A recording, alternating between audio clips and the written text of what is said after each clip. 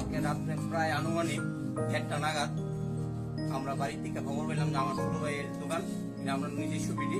কোন জায়গা থেকে দোকানটা? এই দোকানটা শেখেরপুর বাজারে। তা আমরা রাত্রে 1:30টার সময় নাগাদ খবর পাইছি নিউ ক্লাবের কিছু লোক আমার ছোট ভাইয়ের 10,000 টাকা 50,000 ডিমান্ড করছে।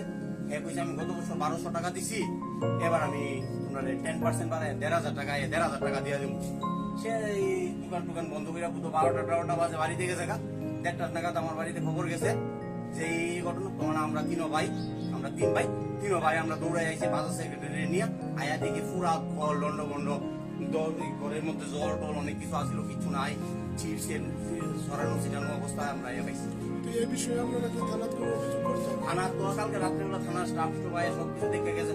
তখন যেহেতু এটা বাজারের মধ্যে ব্যবসায়ী প্রতিষ্ঠান, বাজার কমিটি যা সিদ্ধান্ত করে সেই সিদ্ধান্তে আমরা আগাম।